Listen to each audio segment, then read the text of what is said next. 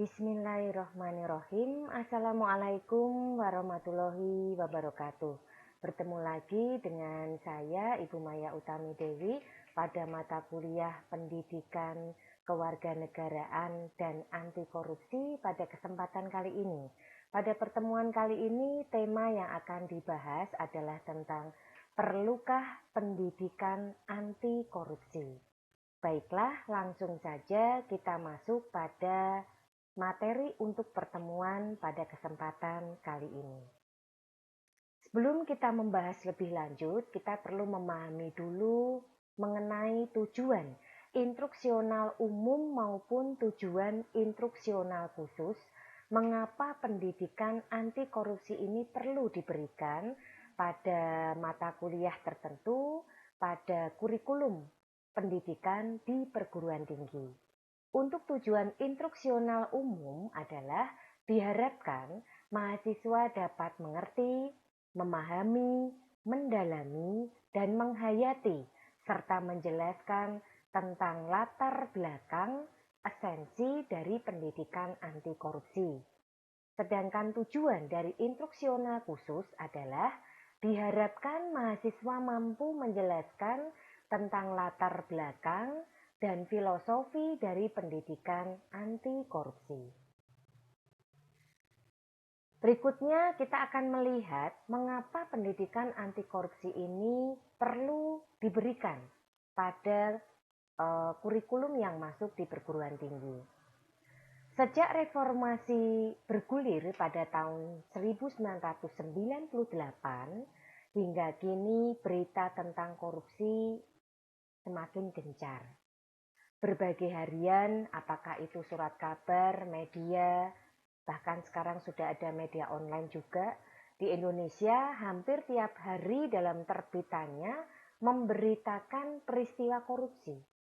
Dalam berita tersebut, korupsi tidak hanya melanda di kehidupan politik saja, tetapi sudah merambah ke berbagai bidang dan tidak ada bidang yang tidak terlibat atau tidak ikut dalam peristiwa korupsi ini. Semuanya terkena dampaknya. Apakah itu dalam bidang politik, ekonomi, sosial, budaya, pertahanan, keamanan. Pelaku yang ditindak oleh aparat tidak hanya para pelaku bisnis. Kalau dulu mungkin korupsi marak berada di tingkat pebisnis ya. Tetapi juga mereka yang berasal dari kalangan birokrasi dan pemerintahan, DPR, DPRD, bahkan pula kalangan kampus perguruan tinggi dan sekolah. Rakyat kecil pun seperti pedagang beras, pedagang buah, kondektur bus, sopir angkutan, dan tukang becak pun turut melakukan korupsi kecil-kecilan.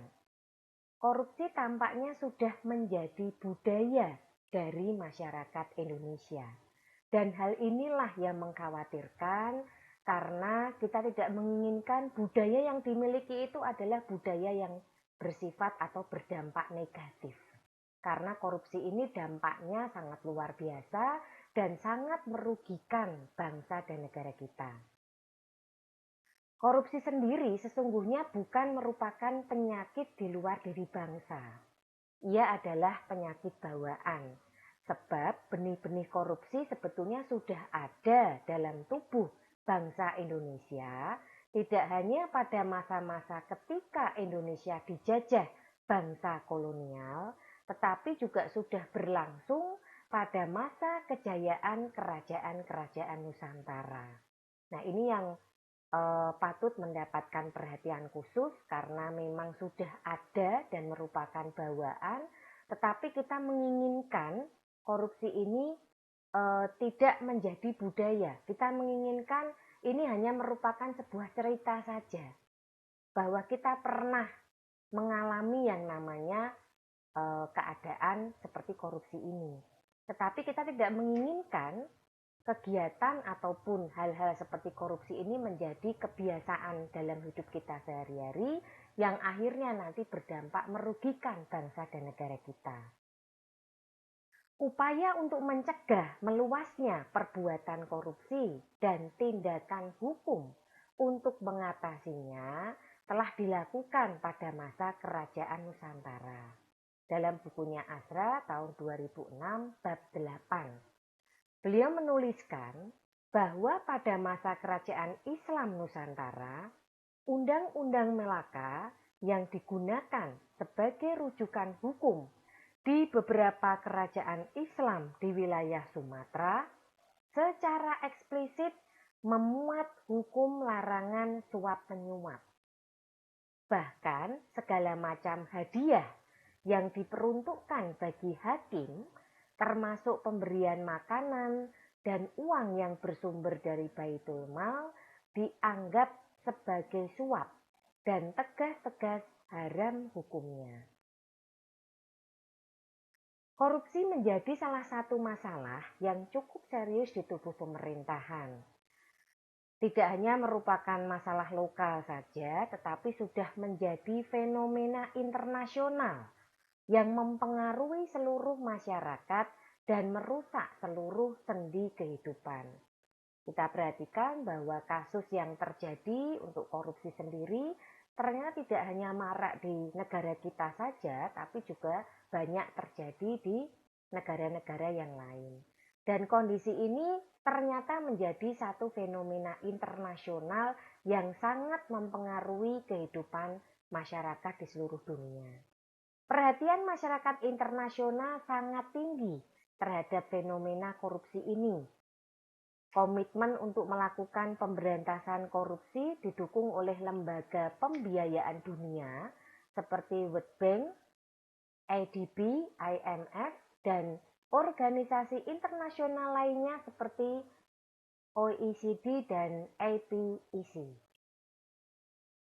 Korupsi yang sudah berlangsung lama sejak Indonesia pada zaman dulu, pada masa kerajaan, hingga modern tampaknya telah membudaya. Bahkan seorang pakar yang bernama Azra dalam bukunya memiliki pandangan bahwa kultur korupsi telah sampai pada level yang membahayakan bagi kehidupan bermasyarakat, berbangsa, dan bernegara di Indonesia. Bahkan secara universal, boleh dikatakan korupsi sama tuanya dengan umur manusia, atau paling tidak sejak adanya organisasi negara, korupsi muncul mengiringinya.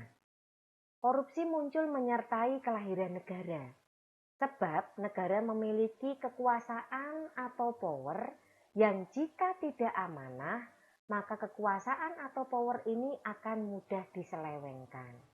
Sehingga dari paragraf ini kita bisa menyimpulkan bahwa pertumbuhan korupsi yang marak, yang cukup tinggi, ternyata memiliki umur yang sama dengan kelahiran sebuah negara.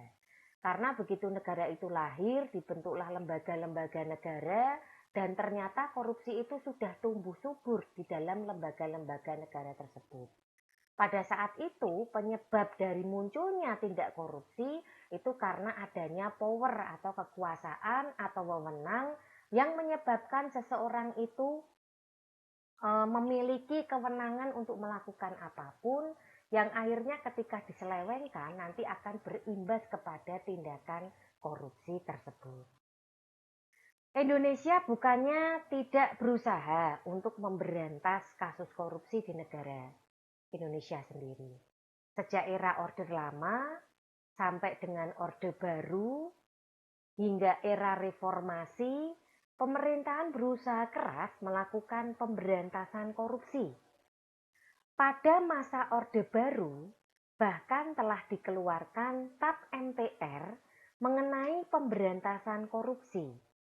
Dan puncaknya pada tahun 1971, di mana pemerintah Indonesia mengeluarkan Undang-Undang Nomor 3 tahun 1971, di mana di situ pemerintah berusaha untuk bagaimana melakukan tindakan pemberantasan korupsi yang sudah mencapai puncaknya. Kalau kita melihat tahun 1971 berarti sudah sangat lama sebetulnya tindak kasus korupsi ini mulai tumbuh subur di negara kita. Meskipun sudah ada undang-undang dan tim khusus yang dibentuk Presiden Soeharto untuk menangani kasus korupsi, perbuatan korupsi masih saja dilakukan oleh para pengkhianat bangsa. Bahkan, Soeharto turun dari jabatan karena disinyalir ada indikasi KKN. Agenda pemberantasan KKN yang diusung oleh para mahasiswa pada tahun 1998 telah mendorong Soeharto untuk mengundurkan diri dari jabatannya. Masyarakat mengira bahwa korupsi sebagai penyakit kronis Orde Baru itu akan hilang seiring dengan lengsernya kepemimpinan Soeharto beserta kroni-kroninya. Dugaan tersebut ternyata keliru, karena ternyata penyakit korupsi telah bermutasi menjadi neokorupsi pada masa reformasi. Bahkan boleh dibilang korupsi makin menjadi-jadi pada masa reformasi. Jika pada masa Orde Baru orang melakukan korupsi secara sembunyi-sembunyi atau di bawah meja, istilahnya seperti itu ya. Sedangkan pada masa reformasi, korupsi dilakukan secara terang-terangan atau dilakukan di atas meja. Nah, ini polemik yang cukup rumit, cukup memprihatinkan bagi kita semua, bahwa ternyata dengan bergesernya masa kepemimpinan seseorang ternyata tidak mempengaruhi terhadap kasus korupsi yang ada di negara kita. Bahkan bisa dikatakan kasus korupsi tersebut bermutasi menjadi neokorupsi. Nah, ini yang harus kita waspadai bersama. Itu tadi sedikit gambaran tentang keadaan kasus korupsi yang terjadi di negara kita, mulai dari pemerintahan Orde Lama, Orde Baru, sampai dengan reformasi dan sekarang. Nah, berikutnya kita perlu memahami, mungkin punya sedikit gambaran tentang sanksi dari pidana koruptor. Sanksi pidana yang dijatuhkan kepada para pelaku korupsi menurut Undang-Undang Nomor 20 Tahun 2001 cukup berat. Misalnya, jika seseorang memberi atau menjanjikan sesuatu kepada hakim dengan maksud untuk mempengaruhi putusan perkara yang diserahkan kepadanya untuk diadili, maka yang bersangkutan dapat dipidana dengan pidana penjara paling singkat 3 tahun dan paling lama 15 tahun. Dan pidana denda paling sedikit 150 juta dan paling banyak 750 juta. Sesuai bunyi dari pasal 6 ayat 1. Sanksi yang dijatuhkan bagi koruptor tersebut dalam realitasnya ternyata tidak menyurutkan langkah dan kenekatan para koruptor atau calon koruptor baru. Mungkin mereka melihat dari sisi hukuman untuk tindak pidana penjara ataupun dendanya tidak begitu banyak, mungkin dari pandangan mereka. Itulah sebabnya pemerintah bersama DPR menetapkan Undang-Undang Nomor 30 Tahun 2002 tentang Komisi Pemberantasan Tindak Pidana Korupsi atau yang dikenal dengan KPK. Lembaga yang dibentuk dengan menelan biaya tidak kurang dari 6,4 miliar rupiah tersebut, kehadirannya ternyata tidak sia-sia.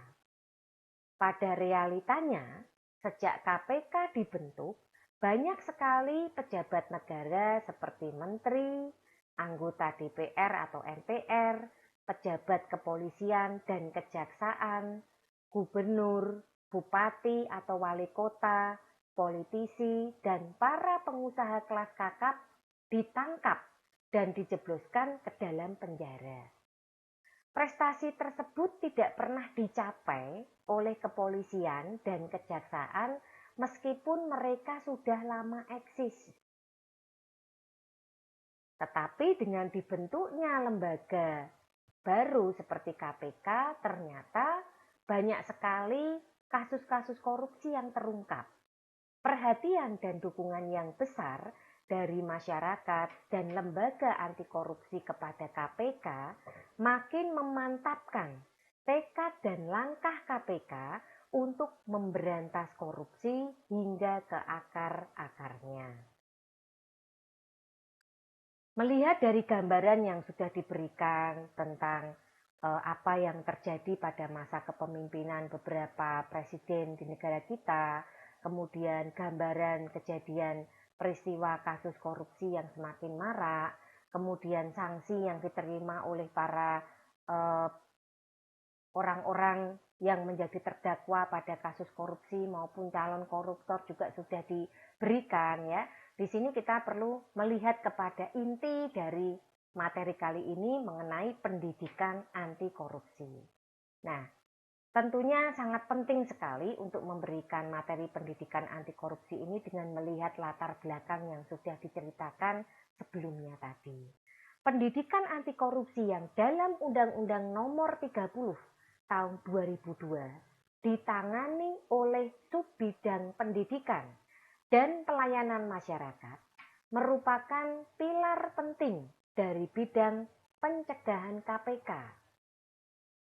Adanya bidang pencegahan KPK yang membawahi Subbidang Pendidikan dan Pelayanan Masyarakat akan memperkuat tugas KPK terutama dalam hal melakukan tindakan-tindakan pencegahan terhadap tindak pidana korupsi. Nah, jadi untuk pendidikan anti korupsi ini dari Subbidang Pendidikan dan Pelayanan Masyarakat itu merupakan salah satu tonggak penting juga sehingga kita bisa mencegah tindak pidana korupsi itu terjadi dan bisa memberikan pemahaman dan pengertian kepada para peserta didik tentang pentingnya kita mempunyai budaya anti korupsi. Seperti itu. Pendidikan anti korupsi mutlak diperlukan. Untuk apa? Untuk memperkuat pemberantasan korupsi yang sedang berjalan. Jadi realitanya di satu sisi kita berusaha terus mengungkap kasus-kasus korupsi, ya, di satu sisi kita juga memperkuat benteng dari pemberantasan korupsi ini dengan menerapkan pendidikan anti korupsi. Di antaranya melalui reformasi sistem atau constitutional reform dan reformasi kelembagaan atau institutional reform serta penegakan hukum atau law enforcement. Menurut Asra dalam bukunya tahun 2006 bab 8, pendidikan anti korupsi merupakan upaya reformasi kultur politik melalui sistem pendidikan untuk melakukan perubahan kultural yang berkelanjutan, termasuk untuk mendorong terciptanya good governance culture di sekolah dan perguruan tinggi. Jadi ini salah satu bentuk reformasi, salah satu bentuk kegiatan ya dari politik yang memiliki budaya tersendiri yang disisipkan melalui sistem pendidikan, di mana untuk merubah kultur yang berkelanjutan seperti budaya korupsi yang ternyata sudah ada sejak zaman nenek moyang kita, ini berusaha kita ubah, termasuk untuk mendorong terciptanya good governance culture. Ya. Nah, kemudian sekolah atau perguruan tinggi itu dapat mengambil peran strategis dalam melaksanakan pendidikan anti korupsi, terutama dalam membudayakan perilaku anti korupsi di kalangan siswa dan mahasiswa. Nah, jadi perilaku anti korupsi ini bisa saja terjadi di lingkup peserta didik. Kalau di tingkat mahasiswa, kita juga punya unit kegiatan mahasiswa yang mungkin dalam unit kegiatan tersebut ada organisasi, ada pengelolaan dana yang mungkin bisa disalahgunakan, seperti itu. Nah, ini yang mencoba kita berikan satu gambaran bahwa kegiatan tersebut tidak bermanfaat dan juga tidak memberikan contoh yang baik dalam perilaku organisasi. Melalui pengembangan kultur sekolah, diharapkan siswa itu memiliki modal sosial untuk membiasakan berperilaku anti korupsi. Pendidikan anti korupsi seyogyanya sudah diberikan kepada anak-anak paling tidak sejak mereka duduk di bangku sekolah dasar. Nah, ini basic ya. Jadi pendidikan anti korupsi sudah bisa diberikan pada tingkat pendidikan sekolah dasar. Anak-anak sekolah dasar yang berusia antara 7 hingga 12 tahun dapat berpikir transformasi reversible atau dapat dipertukarkan dan kekekalan. Menurut Desai tahun 2008 bab 2. Berikut ini beberapa alasan mengapa pendidikan anti korupsi itu perlu diberikan sejak dini, terutama bagi mereka yang ada di tingkat sekolah dasar. Yang pertama, siswa itu belum mendapatkan informasi dan sosialisasi tentang anti korupsi. Mereka mungkin pada usia sekolah dasar ini mendapatkan informasi dan sosialisasi itu sebatas di lingkup keluarga dan sekolah. Untuk itu mereka perlu dikenalkan terlebih dahulu nilai-nilai konkret yang diyakini akan dapat melawan tindakan korupsi. Yang kedua, kurangnya keteladanan dari lingkungan, seperti orang tua, guru, orang dewasa di sekitarnya, dan media sosial. Keteladanan dari orang-orang terdekat dan di sekitarnya itu akan sangat membantu dalam proses penanaman nilai atau budi pekerti yang diharapkan dapat diterapkan dalam kegiatan sehari-hari. Oleh karena itu, memang figur untuk teladan, figur untuk tokoh ya yang bisa dijadikan panutan bagi anak-anak di usia sekolah dasar ini sangat penting. Sehingga kalau mereka punya teladan dari keluarga dulu yang paling dekat, paling tidak kedua orang tua seperti ayah atau ibu atau saudara, misalkan seperti itu, ini akan sangat membantu dalam proses penanaman nilai atau budi pekerti. Ya. Nah, jika mereka sudah punya teladan atau tokoh yang dianut, ya, yang menjadi panutan mereka selama ini, maka ketika nanti akan mendapatkan informasi dan sosialisasi tentang anti korupsi ini menjadi lebih mudah. Terutama jika yang memberikan itu mungkin dari pihak-pihak yang menjadi teladan mereka. Nah, ini harapannya ya ketika pendidikan anti korupsi ini perlu diberikan sejak dini. Yang ketiga, adanya kompetisi yang kurang sehat antar siswa. Jadi persaingan ya. Upaya menghindari kompetisi yang kurang sehat dalam pergaulan di sekolah dapat dilakukan dengan menanamkan nilai-nilai sekolah, seperti saling menghargai, saling menghormati, kesederhanaan, dan tidak pamer. Bahkan jika perlu, sekolah dapat memberi penghargaan kepada siswa yang berperilaku terpuji. Jadi apa yang didapatkan oleh siswa yang mendapatkan penghargaan terbaik tadi, itu betul-betul satu hasil kompetisi yang adil dan sehat, serta jujur. Jadi kita biasakan menang dengan cara yang benar, seperti itu. Bukan menang dengan cara-cara yang tidak benar. Nah, kemudian yang keempat, sekolah tidak menerapkan aturan yang jelas dan konsisten.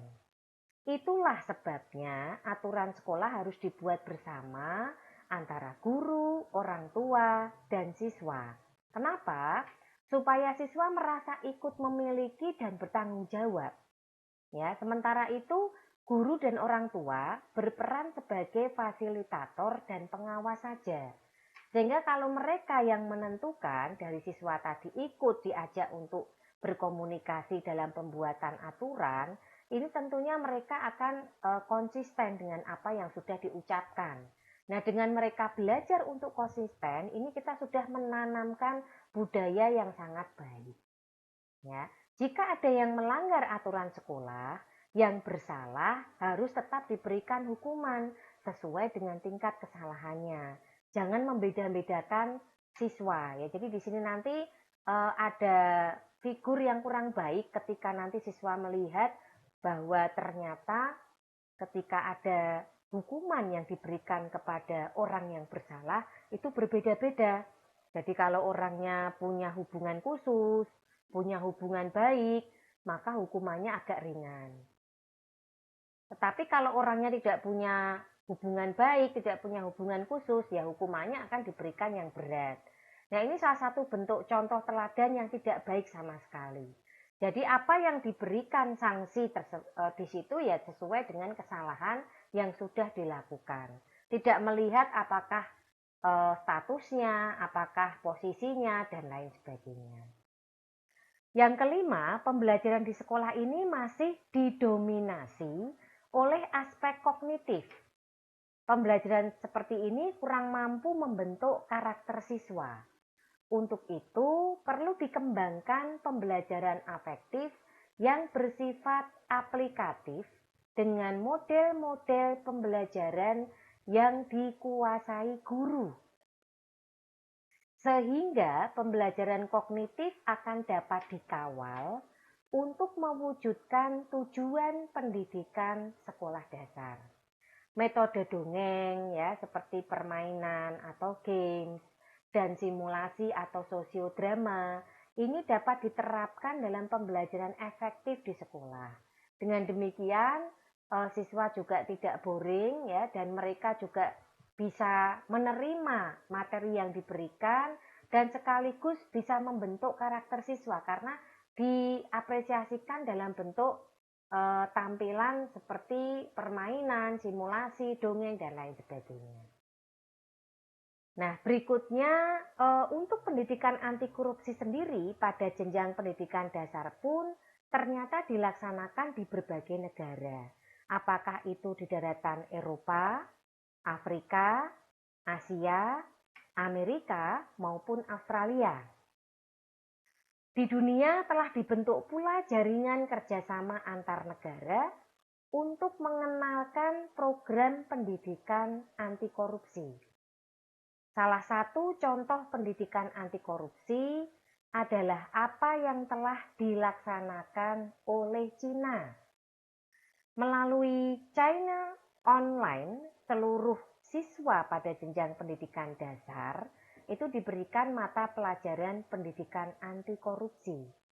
Yang tujuannya adalah memberikan vaksin kepada pelajar dari bahaya korupsi.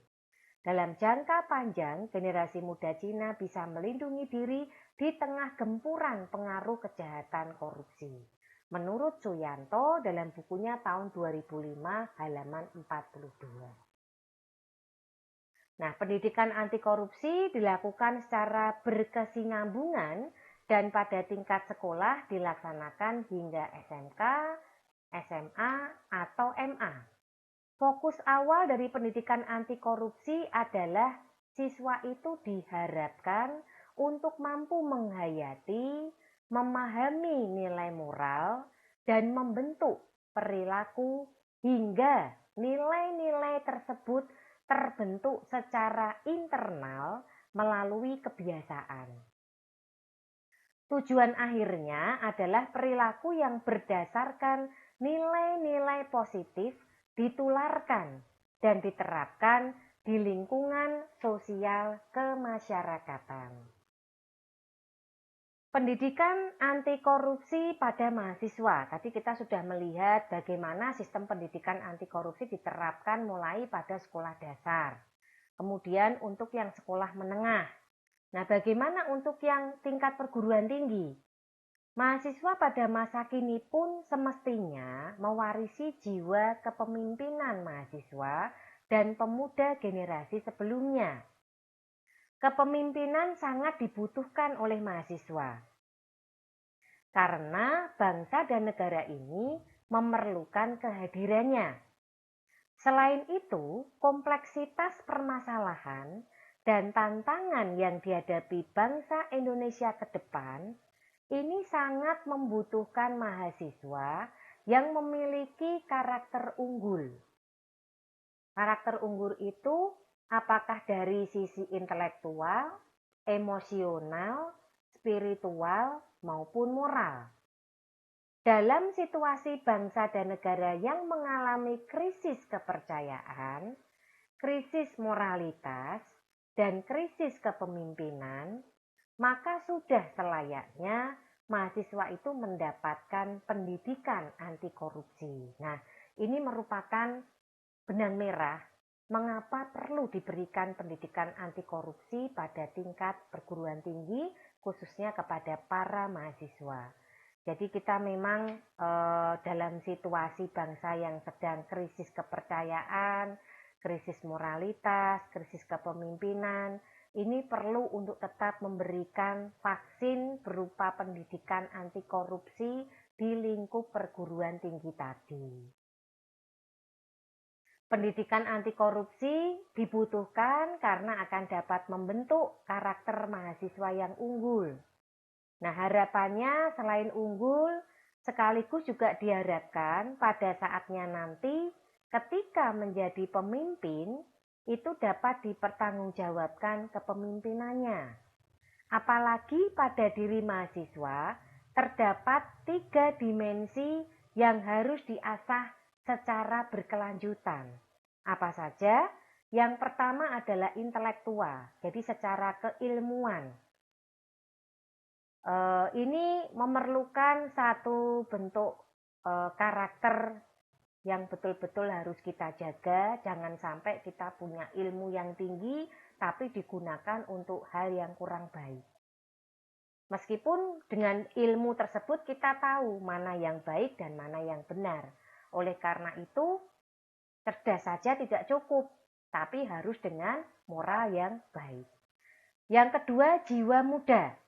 Kita lihat bahwa pada mahasiswa terdapat dimensi jiwa muda ini karena mereka adalah generasi-generasi muda bangsa dan negara Indonesia yang tetap harus dijaga, tetap harus mendapatkan sosialisasi pendidikan yang baik ya, dan berkualitas.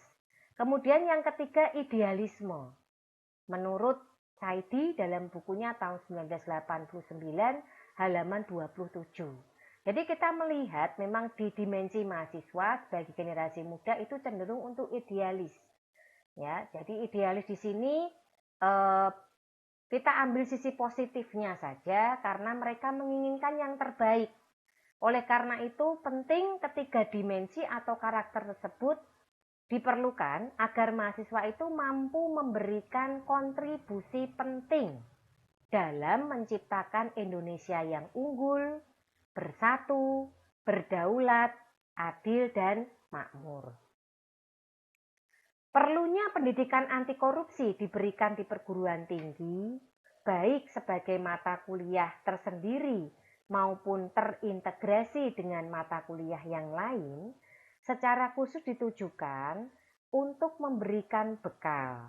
Nah, bekal pengetahuan ini sekaligus dapat mentransformasikan mahasiswa sebagai agen anti korupsi yang memiliki kompetensi dan komitmen moral yang tinggi. Astra dalam bukunya tahun 2006 halaman 8. Kompetensi dan komitmen ini selanjutnya ditransformasikan lagi ke dalam bentuk nilai-nilai dan gerakan anti korupsi kepada masyarakat dan generasi di bawahnya. Harapannya dari pendidikan anti korupsi yang diberikan di tingkat perguruan tinggi ini, kita memiliki agen-agen muda dari kalangan mahasiswa yang bisa memberikan sosialisasi dan pemahaman tentang anti korupsi kepada seluruh masyarakat dan generasi muda yang ada di bawahnya. Nah, untuk pengertian korupsi dalam sejarah kehidupan manusia, korupsi ini bukan hal yang baru. Sejak manusia itu hidup bermasyarakat, sudah tumbuh perilaku koruptif atau menyimpang yang tidak sesuai dengan norma sosial yang berlaku. Manusia dan kelompok sosial yang hidup dalam persaingan memperebutkan tanah dan sumber daya alam untuk keperluan hidup. Kondisi ini ternyata telah mendorong bertindaknya kegiatan seperti menyimpang, memanipulasi, menipu, dan melakukan segala cara untuk mendapatkan apa yang diinginkan. Perilaku koruptif manusia yang dimaksudkan untuk menguntungkan diri sendiri atau kelompoknya ternyata memiliki variasi yang beraneka ragam. Sehingga pola-pola tindakan korupsi juga memiliki banyak variasi. Itulah sebabnya dipahami bahwa korupsi bukan konsep sederhana. Korupsi merupakan konsep yang kompleks. Mengapa disebut kompleks? Karena persoalan yang dihadapi oleh suatu masyarakat atau pemerintah juga sangat kompleks. Dengan demikian, mendefinisikan korupsi bukan pekerjaan yang mudah. Sebagaimana dinyatakan oleh Phil Williams, meningkatnya ragam korupsi itu akibat dari kecanggihan para pelaku yang menyebabkan pendefinisian korupsi terus dikaji ulang agar mendapat pemahaman yang bersifat sistematis. Dalam bukunya Si Tepu tahun 2004 halaman 1. Perlu dikemukakan agar kata korupsi dan pengertian secara etimologis sebelum diketengahkan definisi korupsi dari para pemerhati masalah korupsi. Korupsi sendiri itu berasal dari bahasa Latin corruption atau corruptus. Corruptio berasal dari kata corrumper dan bahasa Latin itulah turun ke bahasa Eropa seperti Inggris yaitu corruption, korup, Prancis yakni corruption, dan Belanda yaitu corrupti.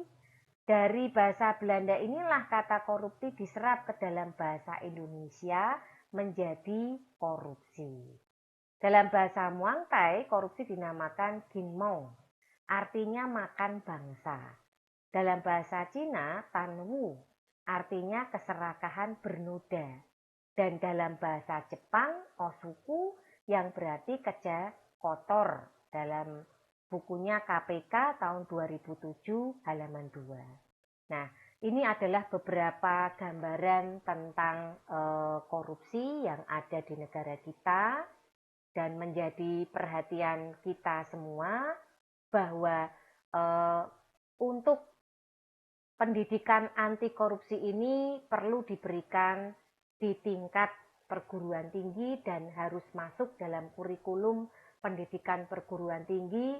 Salah satunya adalah untuk membentuk karakter generasi muda kita sehingga kita bisa membentuk mahasiswa menjadi agen-agen khusus untuk gerakan anti korupsi selanjutnya. Baiklah, kira-kira itu dulu yang bisa Bu Maya sampaikan pada kesempatan kali ini. Mohon maaf apabila dalam penyampaian ada hal yang kurang berkenan.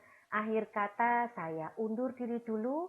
Wassalamualaikum warahmatullahi wabarakatuh.